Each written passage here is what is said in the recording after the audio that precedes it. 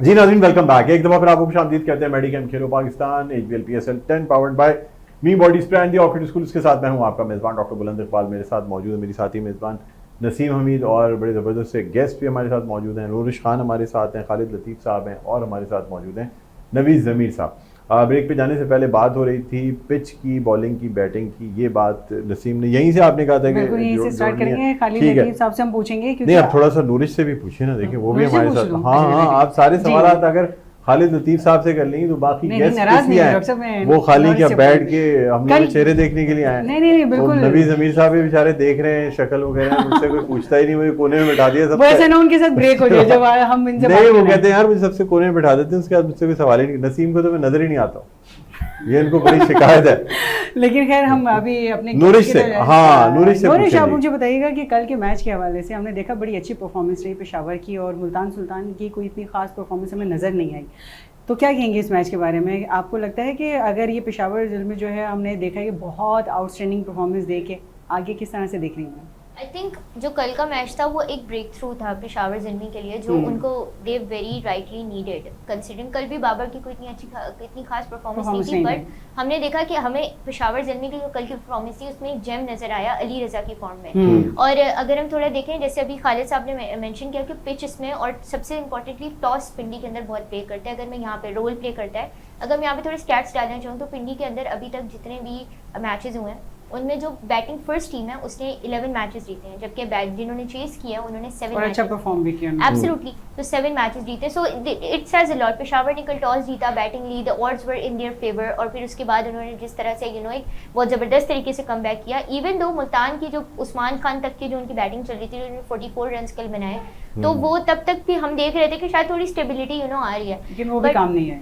वो काम नहीं है। और फिर अली रजा का जो एक ज़बरदस्त वो 4 विकेट्स का एक। अच्छा, मुझे बताइएगा, क्योंकि असल में नूरिश जो है वो इंग्लिश कमेंट्री भी बहुत अच्छी करती है, तो हम थोड़ी सी इनसे इंग्लिश में ही बात करना चाहेंगे ताकि वो व्यूवर्स जो कि हमारा प्रोग्राम देख रहे हैं, उर्दू नहीं जानते और इंग्लिश समझते हैं, उनके लिए भी ज़रा सी बातें चाहिए। Noorish, what do you think, how was Ali Raza in his spell of 4 wickets, so do you think that he was the only game changer for the team?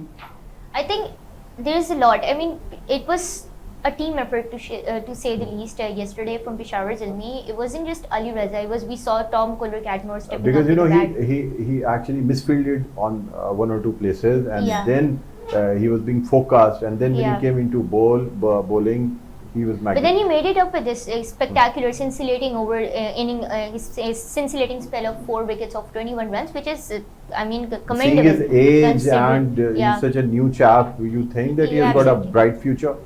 I mean, I've seen a lot of cricket analysts commentate about the fact that he is the rising star of Pakistan and he is kind of the future of Pakistan. So I mean, considering in that aspect, if we kind of take a look at that, so I very rightly think that he is going to be the future superstar of Pakistan. Also, I would like to mention one thing here.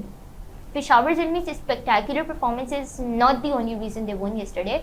I mean, this is a bold take, but I think Multan Sultans really need to step up in terms of their middle order, because we've seen that they don't really have that combination of batters. I mean, they have good opening stand, they have good tail-enders, but when it comes to middle orders, they're pretty much like our Pakistani. But yesterday, even the tail-enders, or after the middle order collapsed, and after 4 or 5 wickets were gone, the last 4 wickets were just gone, and you can say two or three overs, not even 2 overs. I mean, considering the way they've adding just, I think after 80 or 85 runs, as far as I remember, then they could just make 20 runs for the loss of 4 wickets. Absolutely, and that's kind of really appalling, considering that Multan Sultans is a team that is really one of the most anticipated ones this season, because of Ali Tareen, if I may mention. I mean, they have foreign coaches. They're the only franchise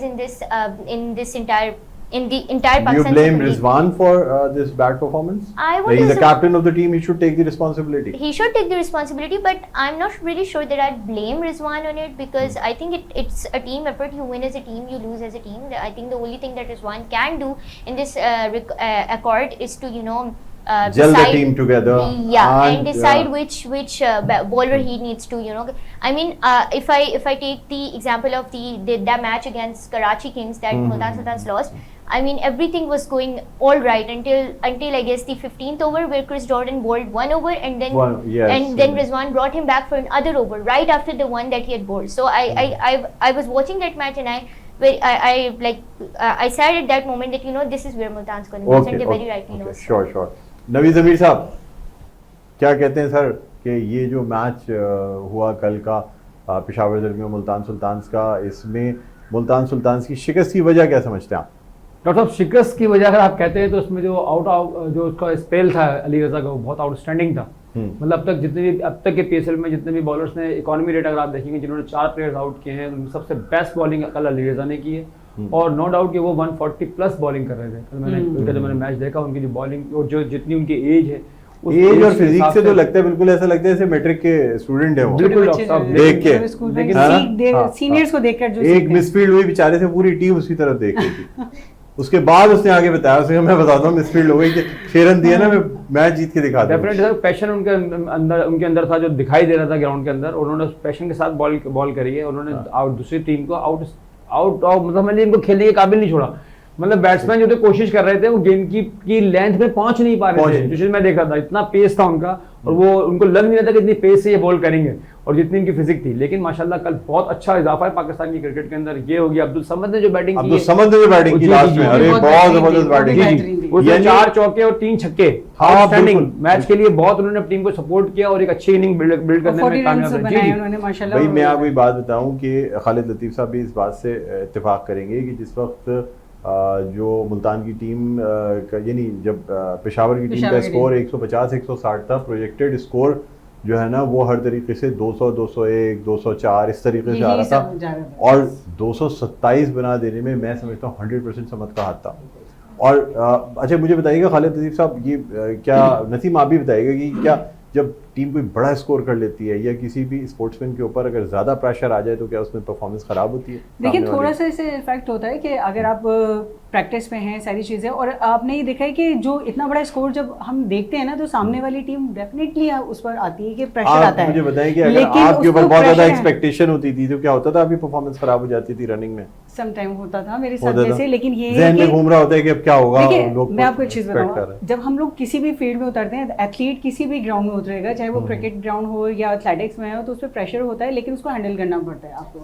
अगर आप वो बर्दाश्त कर गए तो आप अच्छा perform कर जाएंगे। जो अगर आपने नहीं उसको बर्दाश्त किया तो आप वही हाल होगा जो कल मुल्तान सुल्तान्स का। ठीक है, खालिद लतीफ साहब क्या कहते हैं? देखिए, ये जो अब्दुल समद है, इनको बड़ा हाई रेट किया जा रहा है, और जिस तरह उन्होंने कल परफॉर्मेंस की है, जिस तरह उन्होंने बैटिंग की, 4 छक्के मारे, और जिस तरह 227 तक वो पेशावर ज़ल्मी की टीम को लेकर गए, पाकिस्तान क्रिकेट बोर्ड की जो आइज़ में ना, वो अब्दुल समद बड़ा हाई रेटेड प्लेयर है।